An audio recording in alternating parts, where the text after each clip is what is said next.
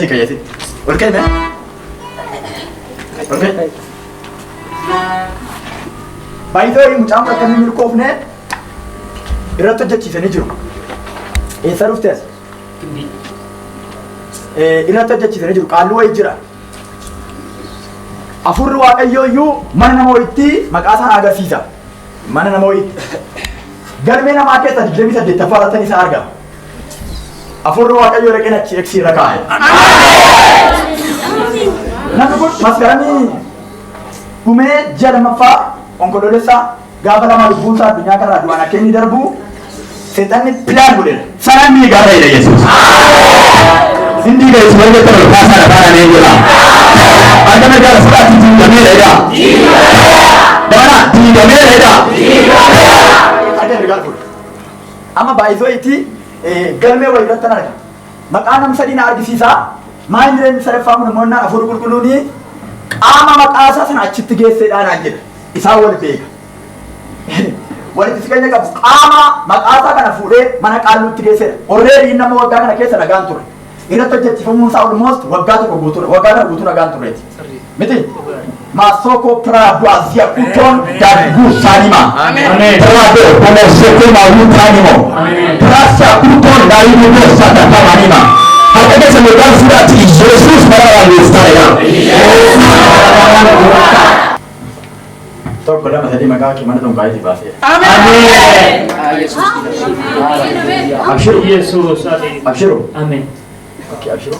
Abshiru. Baca saya. Bacusa. Mainin. Maka akoti. Abshiru maka akoti bacusa maka bakot. Ya.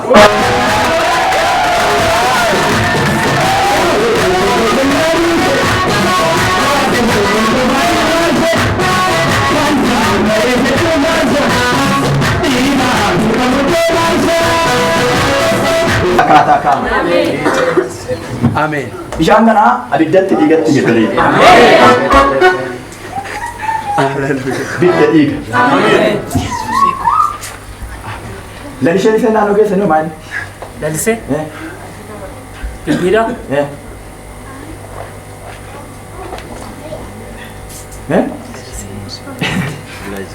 Qaaduun inni sin duranaan jettanii kana wajjin barsiisu jira. Kana wajjiniin barsiisu jira. Koramsii wajjin barsiifna. Qophaa'ina gimbii.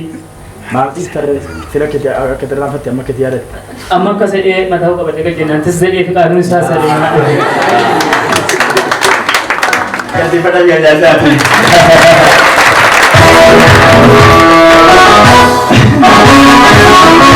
Warga dengan orang jawab dengan Ramadan Yesus.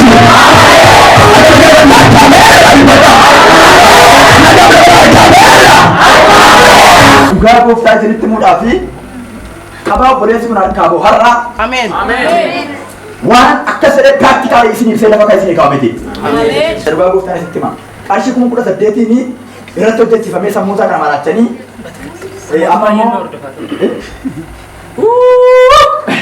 amma himmoo amaaf ati golbi darra dhaabattee jira.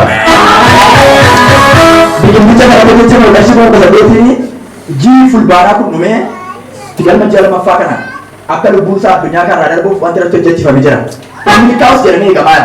Waaqayyo akkasnaan jedha garuu ammaa kaasee waa'ee isa dursanuu inni nan barsiisuusaa. Bishaan kun lafa inni kee hiikan. Bishaan kun lafa inni kee gammachuun. Bishaan kun lafa inni kee maqaa Yesuusin darbamee deemuun. Galeera maqaa Yesuusin. Galeera maqaa Yesuusin. Galeera maqaa Yesuusin. Amma gibbii barattati. Gibbiin jira. Amma akka kana fudhadhu dhaqiitii. Isittiin barattan hundumaatti godhu uffata hundumaatti godhu. Doktorti immoo dhugaa bahe.